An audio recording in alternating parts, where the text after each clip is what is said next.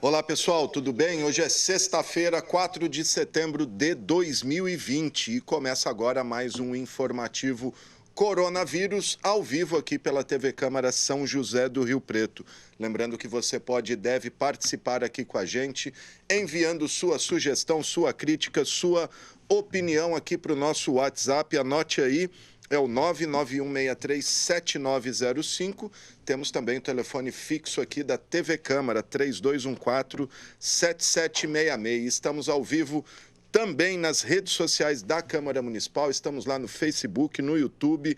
Entre lá, curta nossas páginas que você vai ser notificado sempre que um novo programa estiver no ar. E estamos ao vivo também, toda a nossa programação pelo nosso site, que é o riopreto.sp.leg.br, além de toda nossa programação em tempo real. No nosso site você confere todos os projetos em tramitação aqui na Câmara Municipal e também os projetos que serão votados na sessão da próxima terça-feira, que a gente fala daqui a pouquinho, porque olha só, vamos aí às atualizações do caso coronavírus em Rio Preto, feitas aí há minutos na live pelo secretário Aldênis Borim e pela gerente da Vigilância Sanitária, Miriam Vonk. E, como você viu aí, Rio Preto avançou para a fase amarela, gerando uma flexibilização maior aí de atividades econômicas. A live foi aberta com um vídeo gravado pelo prefeito Edinho Araújo. Ele anunciou aí a possibilidade de abertura de bares, restaurantes, academias, salões de beleza e barbearias. Abre aspas para o Edinho, medidas ao longo desses 150 dias, né? Tomamos medidas ao longo desses 150 dias. Todos sofreram, mas que eram necessárias para salvar vidas, disse o prefeito. E ele continuou que, apesar aí da flexibilização, o vírus continua circulando, né? Então, abre aspas para o prefeito, precisamos continuar nos protegendo, máscara, higiene das mãos, evitar aglomerações, etc. O mesmo disse o secretário Aldênis, né? Diz que, apesar da flexibilização, a doença está aí e o vírus continua circulando, pedindo os mesmos cuidados de sempre às pessoas, não é porque foi para a fase amarela que o vírus sumiu. Bom, em termos de casos, até hoje, 4 de setembro, foram confirmados 17.964 casos. Tivemos aí, então, a confirmação de 363 casos de ontem para hoje, casos antigos que estavam represados, aguardando o resultado e que foram divulgados agora. E até o momento temos 459 mortes, 11 nas últimas 24 horas. O secretário explicou também essas mortes, disse que são pessoas que estavam internadas aí há muito tempo, 50, 30, 40 dias, mas que morreram de ontem para hoje, né? O secretário Aldênis disse ainda que o grande problema de Rio Preto para avançar para a fase amarela era a ocupação de leitos, né? As internações por 100 mil habitantes bastante alta, mas enfim conseguimos uma redução aí para estar no amarelo. Ele disse que o que ainda pega é o número de óbitos, né? Se fosse só número de óbitos, nós ainda estaríamos no laranja, mas o óbito é um peso dentro de vários aí levados em consideração no Plano São Paulo. A gerente da Vigilância Sanitária, Miriam Von, que também se pronunciou ali, lembrou que ainda estamos em pandemia, que não significa uma abertura total das atividades econômicas, existe a possibilidade de aumento de casos e consequente regressão de fase, que foi o que aconteceu com o Ribeirão Preto. Ribeirão ficou muito tempo no vermelho, foi direto para o amarelo e agora hoje recuou para o laranja. A Miriam também anunciou aí amanhã a publicação de 14 protocolos, né, de procedimentos a ser adotados pelos diversos estabelecimentos e um protocolo geral que deve ser seguido por todos. Ela lembrou que nenhum estabelecimento está autorizado a funcionar sem seguir o seu respectivo protocolo. Questão de bebida, ela diz que segue igual, proibida a venda de bebida gelada após 8 horas, às 8 horas da noite aos dias de semana e também aos finais de semana, com exceção do delivery. Questão do restaurante. Ela diz que o restaurante que passa a funcionar pode servir a bebida gelada, mas só para consumo das pessoas que estão ali se alimentando. Enfim, a questão... o restaurante pode receber até 4 grupos de até 4 pessoas por vez. Só restaurante pode entrar grupo de 4 pessoas. Os outros acompanhantes continuam vedados em supermercados, etc., como estava funcionando. Serviços não essenciais vão poder funcionar das 8 às 16 horas.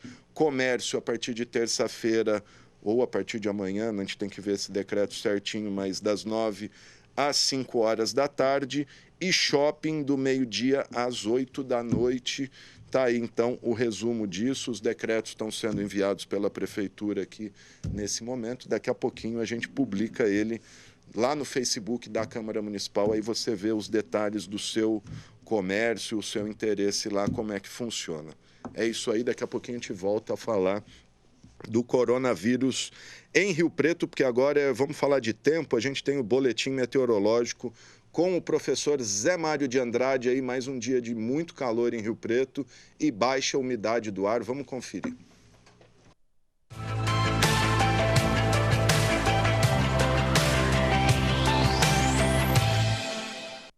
Bom dia, boa tarde, boa noite, um excelente ar para todos nós. O Instituto Nacional de Meteorologia está mantendo o aviso de severidade meteorológica para o dia de hoje, 4 de setembro, sexta-feira, em todo o norte e noroeste do estado de São Paulo, com relação à baixíssima umidade relativa do ar, que poderá ficar entre 12% e 20%. Às 14 horas no aeroporto já se registrava uma umidade de 14%, temperatura de 34 graus e velocidade dos ventos em torno de 10 a 15 km por hora. Essa velocidade dos ventos está ressuspendendo as cinzas deixadas pelas queimadas sobre o solo, ressuspendendo também a poeira dos loteamentos, a poeira das ruas não pavimentadas, das obras de terra e das rodovias aqui na nossa região. Tudo isso faz com que aumente a poluição do ar. Além disso, a gente está verificando também que por volta da 1 da manhã ocorre sempre uma calmaria, isto é, baixíssima velocidade dos ventos e a concentração dos poluentes aumenta muito nesse horário. Em média, estamos respirando um ar com concentração de poluentes acima do recomendado pela Organização Mundial da Saúde. Isso, o ar está com poluentes 3 vezes mais do que o indicado pela OMS. Isso requer que tenhamos uma consciência, uma preservação do meio ambiente, evitando-se as queimadas. Por dia são registradas em média entre 10 a 15 queimadas pelo INPE na nossa região. O agrupamento de bombeiros atende em média 20 ocorrências por dia e todas essas queimadas trazem prejuízo para a nossa atividade, para a população, interrompe o abastecimento de energia elétrica, causa má visibilidade e insegurança nas rodovias, tanto que ao longo da Assis Chateaubriand, no dia 13 de agosto, houve um gravíssimo acidente, 2 motoristas foram acidentados e um deles foi a óbito. Isso precisa ser evitado, a gente não provocando a queima ao ar livre de resíduos. Também nessa situação de severidade meteorológica, é recomendável a reidratação intensiva das pessoas e evitar esforços físicos pesados ao ar livre.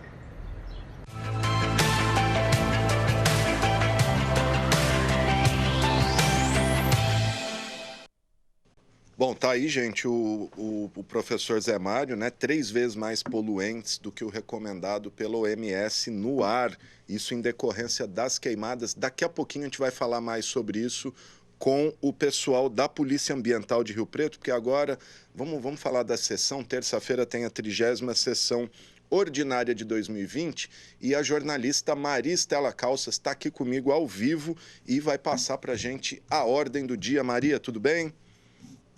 Boa tarde, Alexandre. Boa tarde a todos que nos acompanham. A Câmara realiza a 30ª sessão nesta terça-feira, dia 8 de setembro. E na pauta estão 7 propostas, 2 delas em segunda discussão. O projeto de lei do vereador Jorge Menezes, que reduz o prazo necessário para a concessão de licenciamento de atividades econômicas temporárias, como feiras e exposições, e o projeto de lei de Jean Charles, que trata da proibição de aquisição e estoque por estabelecimentos denominados fundições, ferros velhos e similares em Rio Preto. Em primeira discussão, os vereadores analisam 4 projetos de lei e um projeto de resolução. O projeto de resolução é da vereadora Márcia Caldas e determina a veiculação de boletins semanais todas as segundas-feiras sobre as vagas de emprego e cursos disponibilizados no balcão da Secretaria do Emprego e Trabalho, na TV e no site da Câmara Municipal. Os projetos de lei em primeira discussão são o da vereadora Karina Caroline, que trata de ações preventivas de combate à depressão e ao suicídio em crianças e adolescentes nas escolas públicas e privadas de Rio Preto, de Renato Pupo, que inclui um representante da Polícia Civil no Conselho Municipal de Turismo, e o de Fábio Marcondes, que permite a instalação de containers nas áreas condominiais do município. A sessão tem início às 5 da tarde e é transmitida ao vivo pela TV Câmara, canal 4 da NET 28.2 em sinal aberto e digital e pela Rádio Educativa 106,7 FM. Maristela Calças para a TV Câmara. Tá, então, gente, terça-feira, a partir das 5 horas da tarde, sessão ordinária de 2020. É isso aí. Bom, como eu disse, o professor Zé Mário disse aí, né? Estamos com o tempo muito quente, muita queimada, muito poluente no ar.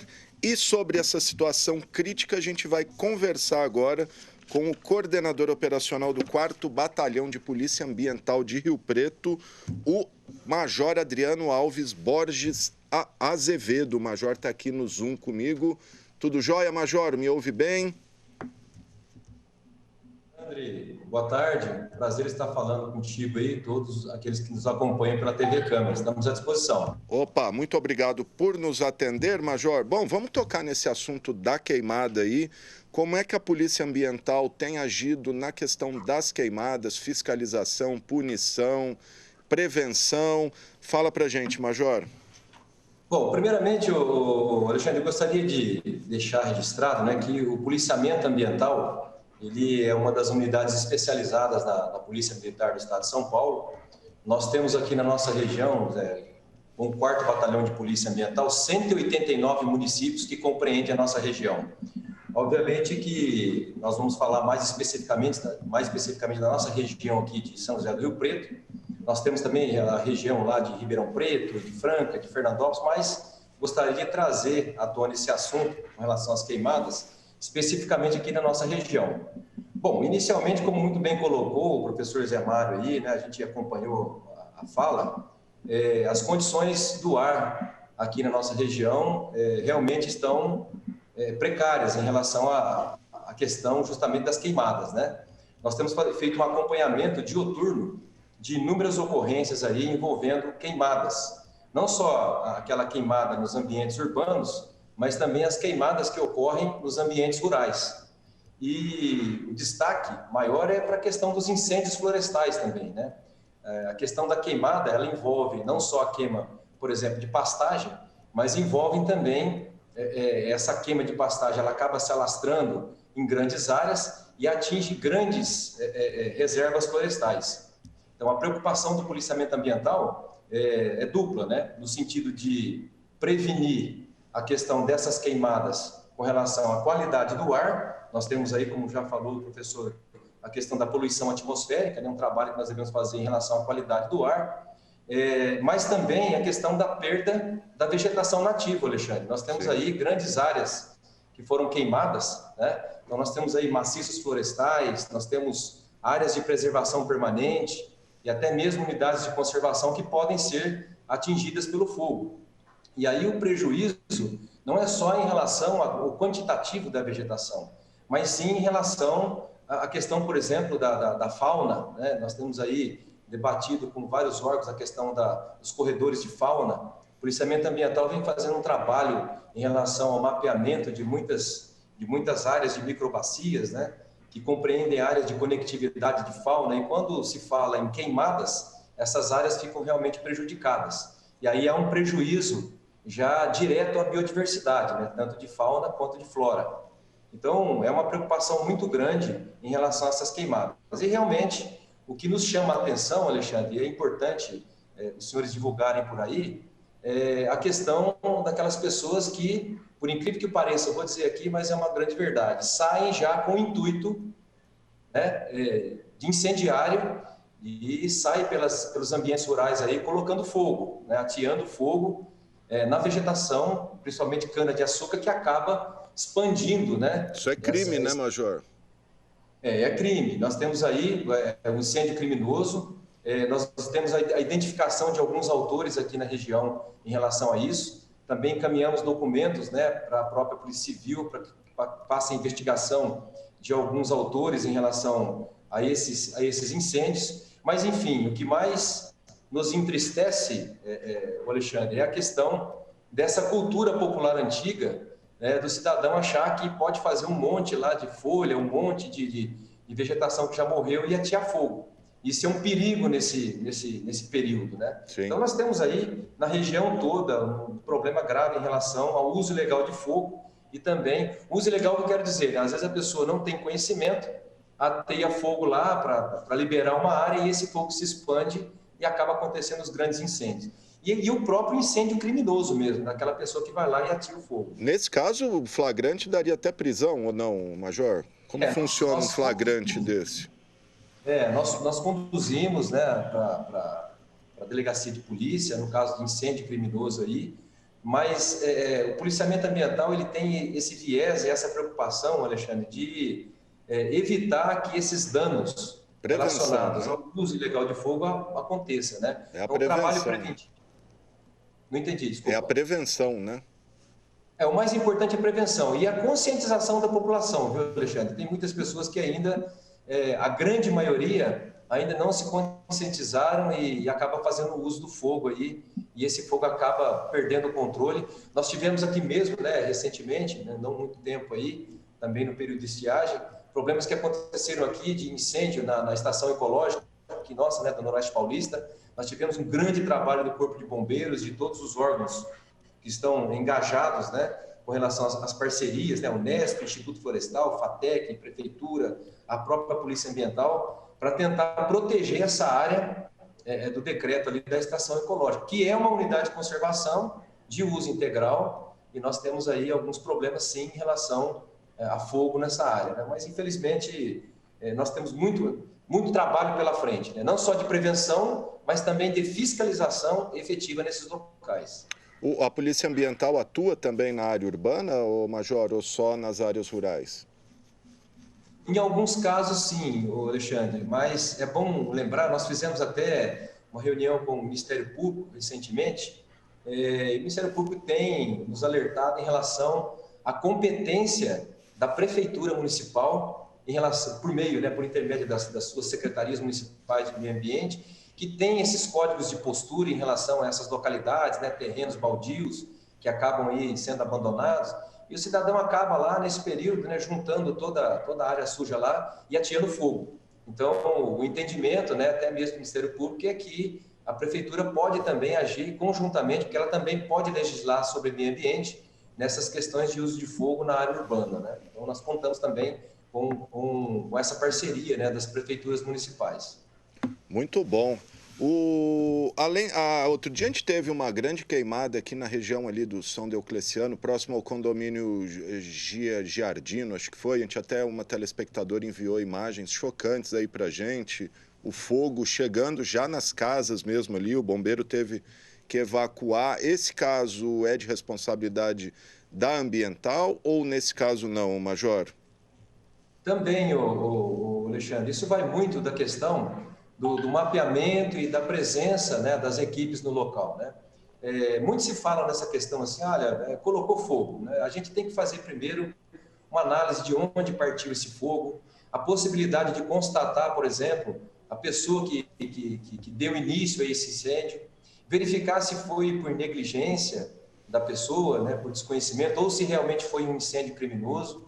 Então, isso tudo envolve, né, por isso que é importante a gente trabalharmos com a prevenção, né, com essa conscientização da população, porque envolve, Alexandre, um aparato de fiscalização muito grande. Sim. Você mesmo disse aí, né, o Corpo de Bombeiros às vezes fica a tarde inteira, entra no período da noite para poder conter esse sinistro. O policiamento ambiental tem que ir no local, fazer todo o georreferenciamento da área queimada, fazer todo o mapeamento da espécie, do tipo de vegetação que foi queimada, a quantidade de vegetação nativa, depois verificar se houve mortandade de animal silvestre nessa queimada, fazer todo esse registro.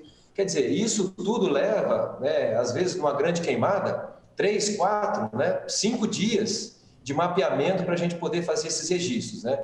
E, obviamente, que o que a gente conta é que isso não aconteça. Então, o trabalho de prevenção, de divulgação, né, da televisiva, no caso aí até mesmo, né, via a TV Câmara tem um alcance grande, orientar a população para que extermine esse costume antigo, né, cultural, de atear fogo, né? Obviamente que nós estamos excetuando aquelas pessoas, excetuando os criminosos, né, que praticam, né? De repente a pessoa não tem conhecimento, ainda tem essa condição cultural e acaba prosseguindo com isso e causando grandes danos, né? Pois é, a gente tem visto o que está acontecendo lá, Pantanal, Amazônia, ardendo em chamas lá. A polícia parece que chegou a anunciar, não sei se está valendo, o uso de drones na fiscalização. Isso vale para queimada também ou é só desmatamento de área de preservação? Não, Alexandre, esse equipamento, né, essa ferramenta, que é muito importante, que nós adquirimos aí, né, na nossa área, ela é utilizada para quaisquer infrações ambientais. Então, intervenções em áreas de preservação permanente, corte de vegetação em maciços florestais, plantios irregulares em áreas de preservação, a questão do início do fogo, né, isso pode ser registrado. E devemos também informar a população, e isso é importante que seja divulgado, Alexandre, que nós trabalhamos com satélite, né?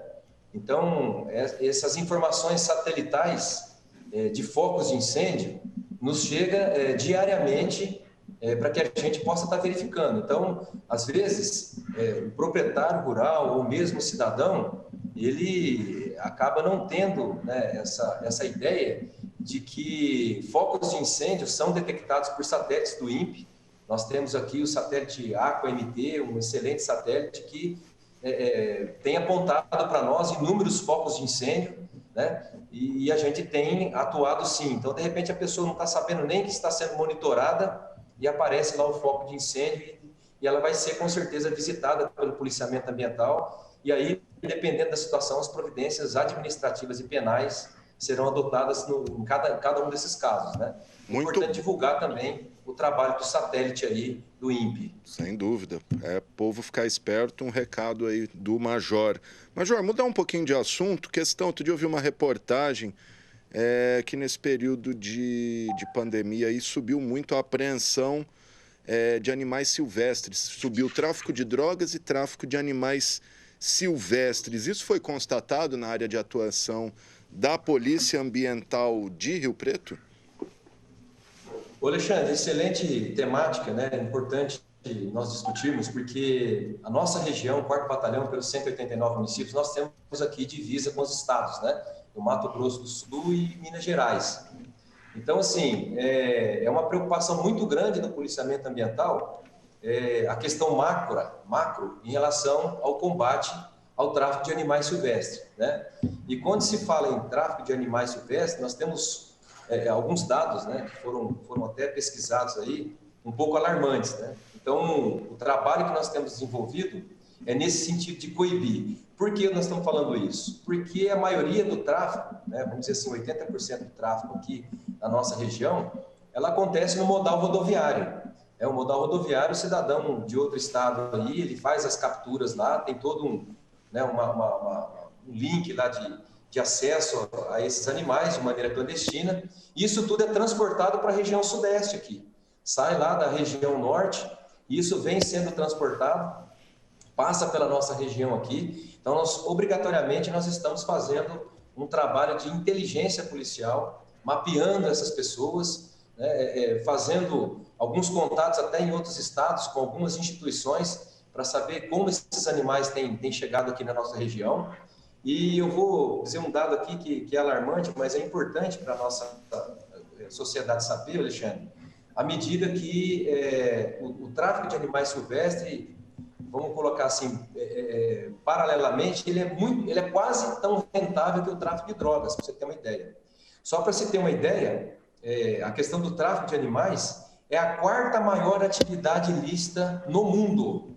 Quarta maior atividade ilícita no mundo. Os estudos apontaram que 60% desses animais que são traficados, né, que muitos deles vêm da região aqui norte para cá, são consumidos, 60% são consumidos internamente no nosso país. Então, nós temos aí a grande região sudeste, né, que tem uma população muito grande, sendo abastecida pelo norte com esses animais silvestres ilegais, né, capturados de maneira ilegal. E 40% desses animais são exportados, né, exportados de maneira ilegal, obviamente. Fora os que não morrem, né, Major? Muitos deles, né, a gente já viu várias reportagens, né, inclusive dos acessos que nós temos aí, né, os intercâmbios que nós temos aí com outras polícias ambientais dos estados, mais de 50% desses animais, eles morrem justamente por causa das condições de maus tratos, né, a maneira como se transporta, enfim, há esse crime também de maus tratos aí. Quais são os principais animais traficados, Major, que os senhores já aprenderam ou que têm conhecimento? Eu gostaria até de lembrar um caso aqui, né, que nós tivemos aqui, que foi exponente em relação à nossa região, de uma infratora que traficava aí, né, macacos, né, primatas, levando aí para a região de São Paulo. Então, essa infratora foi pega aí, eu acho que, se me falha a memória, 7 vezes praticando esses atos aí, né? Então, o contexto é muito grande em relação a esses animais. Nós temos aí, né, araras azuis, vermelhas que vêm lá da região norte. Nós temos uma série de passeriformes, né, de várias espécies que são traficadas. Só para você ter uma ideia, o Alexandre, estima-se que desse tráfico, cerca de 38, olha o que eu vou dizer aqui, hein? 38 milhões de animais silvestres são retirados anualmente dos biomas brasileiros. Então, nós não estamos falando aqui de meia dúzia de animais e tal. Sim. Então, isso gera, para você ter uma ideia, com todo esse tráfico aí, de 500 milhões a 2 bilhões de dólares, com relação à venda clandestina desses animais, principalmente para a Europa e Estados Unidos. Então, assim, há todo um mapeamento, né, em relação a essa atividade ilícita, causa danos irreversíveis à nossa fauna brasileira. Isso é um prejuízo transversal para a nossa fauna brasileira. Há um desequilíbrio muito grande dos ecossistemas quando essas atividades acontecem. E isso está acontecendo agora, Alexandre, né? O modal rodoviário está aí. Nós temos intensificado as fiscalizações nas barreiras, trabalhado com o policiamento rodoviário federal, trabalhado com o policiamento, com a Polícia Militar Rodoviária, que é uma das nossas especialidades também, na tentativa, né, de fazer as vistorias, de barrar esse tráfico de animais silvestres, que infelizmente tem aumentado, e a região sudeste está figurando aí como uma das maiores consumidoras dentro desses 60%, né, de tráfico de animais que ficam aqui no país. A região sudeste está alarmando aí em relação à receptação desses animais traficados. Então, também é uma preocupação muito grande com isso, e o trabalho de inteligência que a gente tem feito também precisa acentuar para a gente conseguir melhorar essa prevenção aí. E tem o inverso também, né, Major? Há brasileiros que importam aí animais. A gente viu aquele caso recente da cobra naja lá em Brasília, aquela cobra corn snake lá, a cobra do milho, que o pessoal gosta de colecionar. É lamentável isso. Bom, gente, eu tô com... Desculpa, pode falar, Major. Inclusive aqui do nosso lado, né, Alexandre? Aqui mesmo, essa ocorrência me parece que foi aqui no município de Mirassol, né?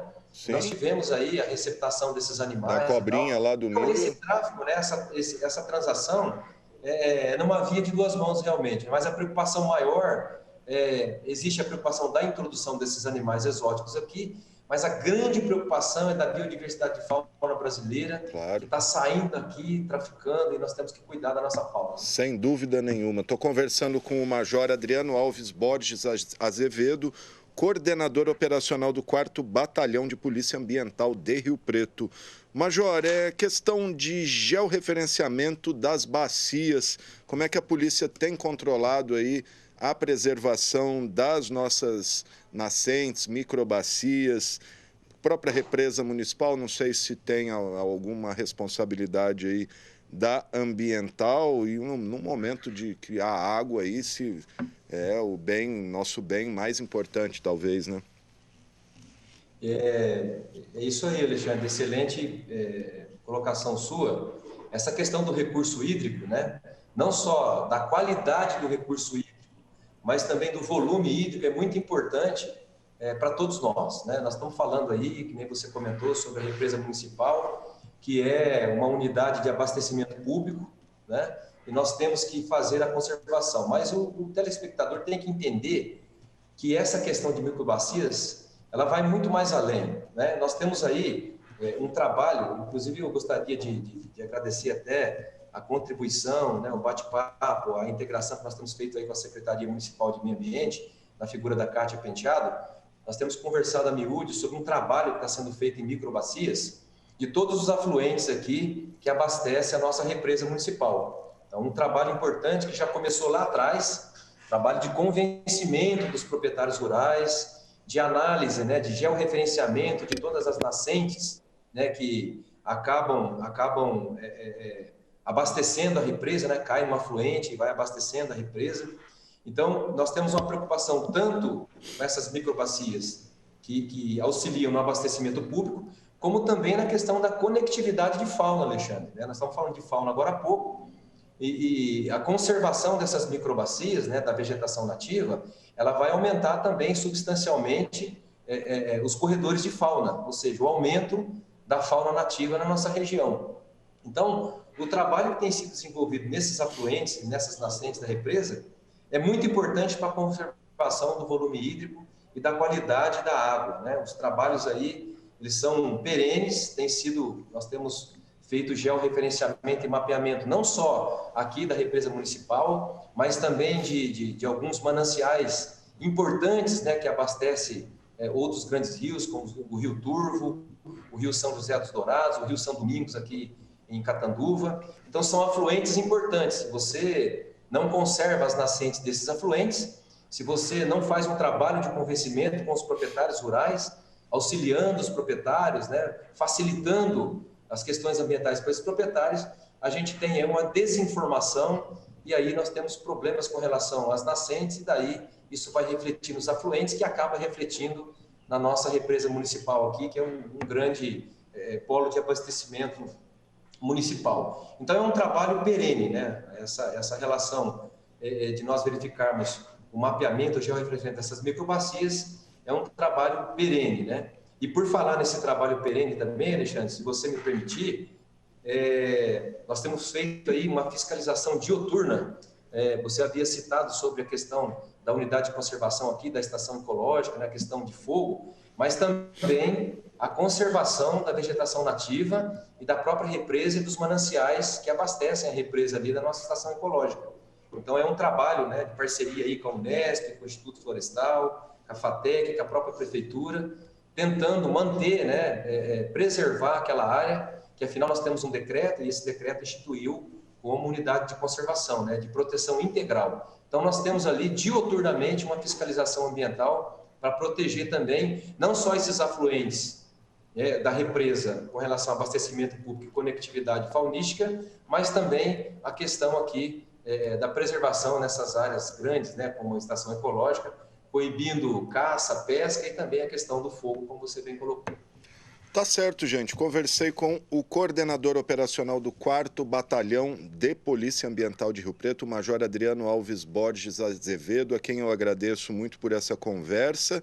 Major, obrigado. Se quiser falar mais alguma coisa, fica à vontade e estamos sempre à disposição, tendo qualquer informação, qualquer recado para a população. A TV Câmara está sempre à disposição da Polícia Ambiental e de todas as instituições de Rio Preto. Obrigado, Alexandre, pela oportunidade.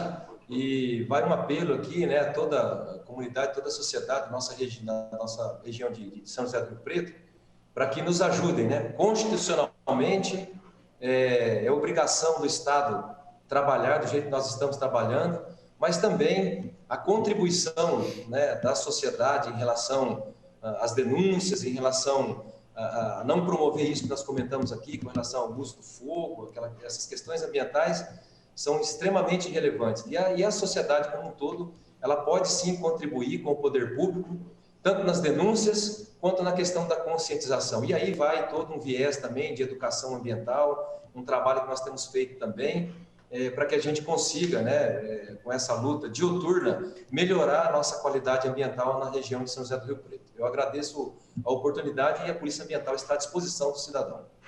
Tá certo, gente. Está aí o Major Azevedo, o coordenador do Batalhão de Polícia Ambiental de Rio Preto. Mais uma vez, muito obrigado. Bom, lembrando que a gente está ao vivo aqui pela TV Câmara, gente. Se você quiser participar aqui com a gente, tá aí os nossos contatos, tem o nosso WhatsApp, tem o nosso telefone fixo. Até estou recebendo várias mensagens aqui, o pessoal com várias dúvidas sobre a tal fase amarela. Recebo aqui a mensagem da Ana Cláudia, ela elogia o programa e diz que gostaria de saber como é feita a atualização dos casos de Covid, sendo que, segundo o André e o Aldene, sempre frisam que a atualização são de 2 ou 3 semanas atrás. Como eles sabem que estão diminuindo os casos, sendo que sempre estão com resultados atrasados? Como eles têm tanta certeza se não temos resultados atuais? Na minha opinião, não tem nexo isso. Ela acha que Rio Preto deveria não ir para a amarela. Mandou um texto longo aqui, não dá para eu ler tudo agora, mas ela acha que deveria ir para o vermelho, não para o amarelo.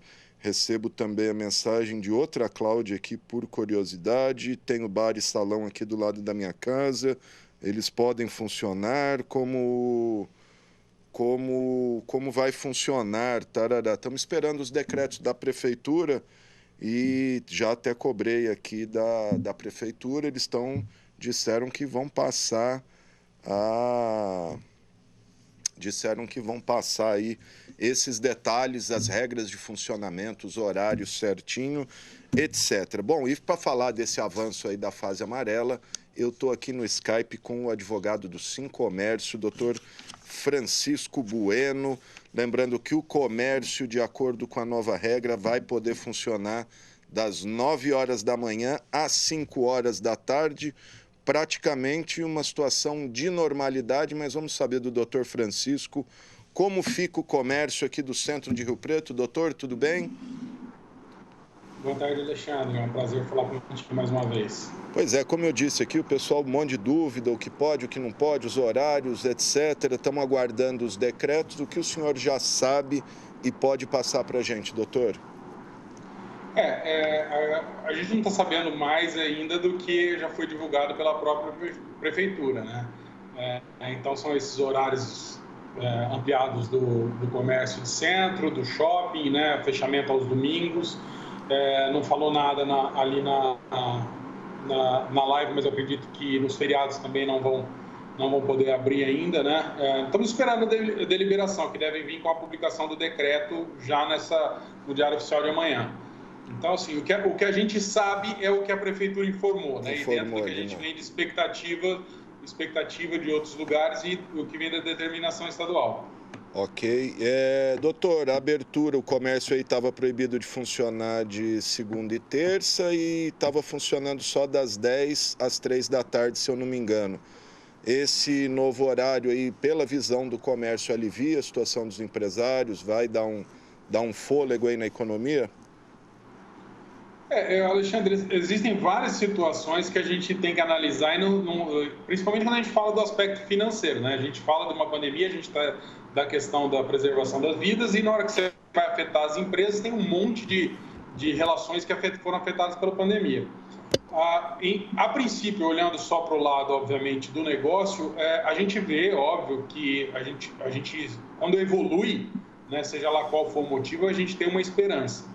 Né? Trabalhando num horário perto do que a gente entende do normal, existe uma possibilidade maior agora de não acumulação das horas dos empregados, que estavam fazendo banco de horas, o afastamento, com a mudança da legislação, um trabalho integral dentro daquilo ali. Então, assim, e ampliando um pouco o horário dos comércios, a gente também vamos colocar à prova aquela tese de que se tivermos um horário um pouco mais ampliado, evitamos aglomerações. Então, assim, a gente espera, obviamente, né, que a população também faça parte dela para que a gente não regrida, né? Mas a gente tem esperanças de melhorar, sim, de que a situação melhore e que as complicações causadas pela pandemia comecem a diminuir. Tá certo. Bom, como o senhor disse, não tem ainda os protocolos, né? Vão ser publicados amanhã de funcionamento, mas a questão de aglomeração que o senhor falou deve ter alguma restrição, né? Capacidade de funcionamento, etc. Como que estava antes e o que o senhor espera a partir de agora? Já na própria, o decreto estadual já prevê, né, no Plano São Paulo, já fala do aumento dessa ocupação, que se não me engano era de 20 vai para 40, de 40 vai para 60, agora não lembro de cabeça, mas acho que é 40 para 60% da capacidade dos shoppings e tudo mais. Ampliando um pouco o horário, né, a gente espera que dilua esse público nesse meio tempo, né? Essa é uma vertente, é uma ideia que se colocou à época que se pedia essa flexibilização. Sim. E que agora nós vamos ter a prova, né? É um raciocínio até lógico, né? Sim, ele é um raciocínio lógico, né? Se você tem menos horário, tende a aglomerar nesse período. Vamos colocar a prova, né? Porque estamos todos aprendendo, né? Está aprendendo a população, está aprendendo o poder público, está aprendendo os comerciantes, está aprendendo os advogados, está aprendendo os jornalistas, os cientistas estão aprendendo, né? Conforme anda a pandemia, então a gente vai entender se realmente vai melhorar. O que eu tendo a analisar apenas um aspecto econômico, né? Nem tenho gabarito para falar da questão de saúde pública, né? Nem estaria aqui para isso, nem ousaria falar isso, mas a gente entende sim que é uma melhora e traz um pouco de alívio para o comerciante trabalhar num horário um pouco mais elástico. Tá certo, gente. Está aí o doutor Francisco Bueno, advogado do Sincomércio, falando aqui com a gente. Só lembrando, o doutor sabe bem, não é porque está no amarelo que o vírus acabou. Então, manter os cuidados, a higiene, etc., que vai dar tudo certo. Doutor Francisco, obrigado mais uma vez, viu, por estar à disposição da gente aí e tomara que dê tudo certo aí para o comércio. Obrigado, viu? Alexandre, só colocando a sua última fala, você tem toda a razão no que você está falando, a fase amarela não é salvo-conduto para a vida normal, né? Então, a gente tem que, a população, se puder se resguardar, quem puder, né, ainda deve permanecer. Obviamente é importante que a economia gire, mas também é importante a preservação da saúde e da vida de todos. Então, todo mundo ainda, como disse, não é salvo-conduto para fazer o que quiser, a volta da normalidade não é essa, é apenas uma luz num túnel bem escuro que a gente está vivendo. Mas eu agradeço mais uma vez a oportunidade, estou sempre disposto a esclarecer o que vocês precisarem. Sobre isso é o que eu sempre tenho dito aqui, não precisa ir no calçadão passear, quer ir comprar um negócio, vai lá, compra, tal, vai embora, deixa o seu dinheiro ali, gira a economia e vai embora, não fica ali passeando para evitar aglomeração. Obrigado, doutor. Eu me agradeço, Cristiano. Tá, então, Francisco Bueno, advogado do Sincomércio, Sindicato do Comércio Varejista de Rio Preto, sempre falando aqui com a gente, desde o comecinho dessa crise, o doutor falando aqui com a gente. E falando em crise, a Prefeitura de Rio Preto abriu o cadastro aí para os artistas e, enfim, pessoal ligado à cultura requisitar o auxílio emergencial de R$ 600, aprovado com base na lei, que a lei que ficou conhecida como a Lei Aldir Blanc. Vamos conferir os detalhes aí com a Mariana Dyer.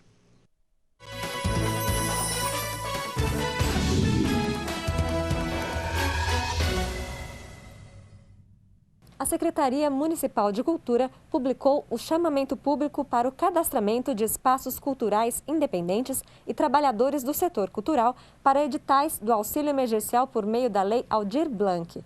O cadastramento emergencial deverá ser realizado no período de 3 a 22 de setembro, preferencialmente via online, no site da Prefeitura, que é o www.riopreto.sp.gov.br. ou por telefone. Mas é também possível fazer esse cadastramento pessoalmente na Secretaria Municipal de Cultura, que fica no prédio da Biblioteca Municipal, de segunda a sexta-feira, das 9 ao meio-dia e das 2 às 5 da tarde, sempre respeitando o uso de máscara e álcool em gel, uma pessoa por vez. Podem participar do cadastramento emergencial trabalhadores do setor cultural que manifestem diversas manifestações artísticas e também os espaços culturais independentes. O edital na íntegra está à disposição dos interessados no portal de compras da Prefeitura. Reforçando então, o telefone da Secretaria de Cultura é o 3202-2310. Mariana Dayer, para a TV Câmara.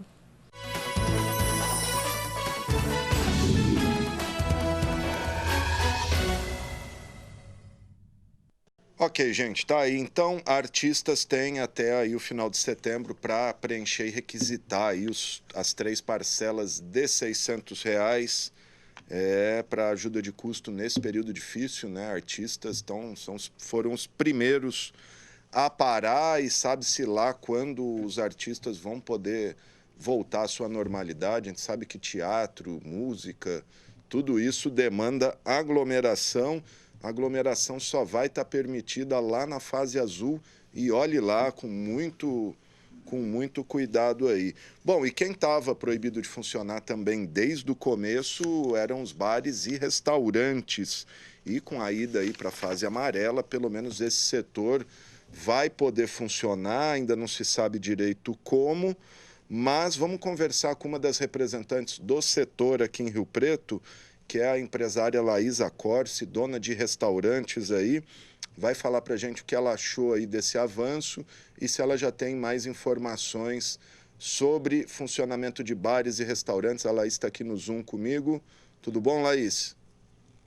Tudo bom, boa tarde a todos. Obrigado por Estamos aí com essa novidade agora, tentando entender também. Pois é, Laís, você já sabe como os restaurantes vão poder funcionar?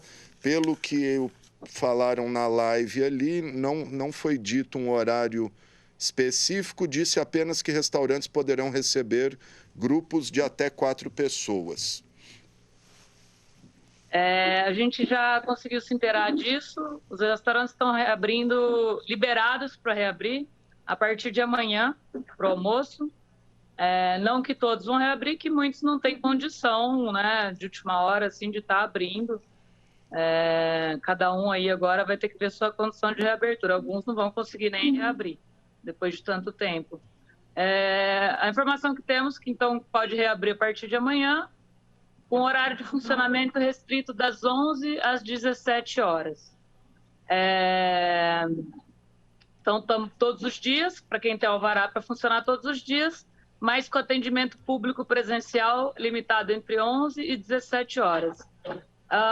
Tem essa situação de 4 mesas por pessoa, que em outras cidades eles tiveram o bom senso, a vigilância, na minha opinião, de colocar isso por família, tá?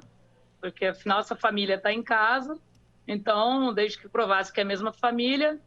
Aqui eu não sei como é que vai ser, qual vai ser o comportamento dele diante disso, e a gente não sabe como é que faz com uma família de 5 ou de 6, que é muito comum aqui na cidade, chegar no restaurante. Até porque eles colocaram um distanciamento de mesa de 2,5 metros em cada mesa. Isso significa que essa mesa tem uma pessoa, aquela não tem, lá que vai sentar outra. É um distanciamento de mesa. Eu que circulei em algumas cidades que reabriram, não tinha visto um distanciamento desse tamanho, mas aqui em Rio Preto parece que tudo supera, né? As famílias vão ter que tirar no palitinho o filho que fica em casa para ir jantar ou almoçar, né? Eu acho que agora, além dos rodízios, né, do isolamento, as famílias vão ter que fazer um sorteio, né? Quem pode, quem não pode sair. Minha família, por exemplo, somos 5, né? Meus pais aí tem os maridos, enfim. Mas tem muita família aí de 5, né? Não sei como é que vai ser isso. Quem costuma levar uma mãe para almoçar fora... Não sei, honestamente, vai ser muito difícil, porque elas vão vir e nós vamos ter que olhar e falar, olha, vocês não podem sentar junto, enfim, um tem que sentar separado. Não sei como vai ser, não sei mesmo. Mas eu estou te passando as regras. Sim. Amanhã que vai saber na prática, né? Amanhã que saberemos na prática. Porque quanto mais demora para começar, mais demora para normalizar. Agora, acho que podia ter... Não houve em nenhum momento, né, uma preocupação, por exemplo, da vigilância, da prefeitura sentarem antes de fazer essa cartilha, com representantes né, do setor para falar, vamos fazer isso junto. O que eu vejo aqui é um comportamento punitivo da vigilância, não proativo, como deveria ser o trabalho. A gente é muito consciente, os espaços são muito controlados, muito limpos. Eu acho que essa distância, até aquela lá, quando você entra no centro da cidade, num ônibus, num supermercado, numa fila, isso aqui num ambiente com a pessoa sentada, uma de frente para outra, nem de frente para o próximo, é um pouco de hipocrisia. Mas, enfim, vamos comemorar, né? Supostamente hoje a gente tem que estar feliz, com a paz amarela, então vamos dizer que estamos felizes. Eu não sei, a gente tem uma estrutura, né, um pouco melhor. Não sei como, por exemplo, pequeninos restaurantes aqui vão fazer com esse distanciamento de 2,5 metros. Muitos deles não vão poder atender 3 meses, né? Então não compensa nem abrir.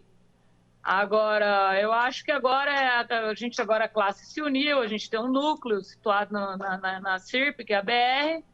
Então agora é a gente esperar aí segunda-feira, porque no momento está todo mundo decidindo se vai trabalhar ou não, e quem vai correndo para o supermercado, correndo para se preparar, chamando o funcionário de volta. E na segunda-feira a gente vai estar, terça-feira, vamos se reunir e ver qual que vai ser as nossas medidas em relação àquilo que a gente acha impraticável, abusivo, por parte da vigilância local. A gente entende que o governo estadual, a gente não pode ir contra o Plano de São Paulo, que liminar cai, mas aqui a gente pode discutir, sim. E vamos discutir. Ok. Eu não sei o seu restaurante, mas eu tenho vários amigos aí que trabalham com restaurantes noturnos, né? Lanche, enfim, e não pode abrir à noite. Estão reclamando isso. Falou, qual que é a diferença de eu funcionar à noite ou de dia? Tem uma explicação aí para isso ou não? Lógica, não. Eu que sou veterinária de formação, pós-graduada na área de veterinária, eu vou te dizer que são medidas... Aliás, toda medida que você restringe o tempo, você acumula o número de pessoas, né? Quanto menos tempo a pessoa tem para utilizar um lugar, mais pessoas vão no mesmo tempo para lá. Então, assim, eu nunca vi aglomeração numa pizzaria de domingo, eu nunca vi aglomeração num restaurante. Boate é uma coisa, mas bar também é a mesma coisa. Fica todo mundo sentado, cada um na sua mesa. Eu acho que as regras de, por exemplo, não ter cliente em pé, bacana. Tudo bem, se eles tivessem dado abertura para a gente conversar, a gente teria dito que a gente acha realmente que o bar, o restaurante com gente na porta, estou bebendo água, mas bebendo cerveja com gente na porta aglomerada não faz sentido. A gente nem quer isso, né? Agora, você botar uma distância daqui, pula aquela e lá, vai lá, dona Duda, por favor, onde que pode sentar? Eu vou te mostrar. Lá, naquela cadeira. A distância de onde eu estou é onde ela está, é a distância do que as mesas podem ficar. Isso é uma piada, né? Então é isso. Obrigada. Tá certo, gente. Aí. Tá certo. Tá aí a Laís Acorce, empresária do ramo de alimentação, aí, de restaurantes. E vamos aguardar o que vai acontecer. Os protocolos serão publicados amanhã. Na verdade, a gente está aguardando aqui. A assessoria da prefeitura ficou de enviar, mas até o momento ainda não, para a gente poder passar essa informação. Mas acho que não vai dar tempo. Laís, obrigado. Se quiser falar mais alguma coisa aí, fica à vontade, viu? Eu quero falar o seguinte, mesmo com todas essas restrições, vá para o seu restaurante preferido amanhã, vá para o seu bar preferido, prestigie, o pessoal está precisando. Quem faz isso não é por dinheiro, só porque gosta do que faz.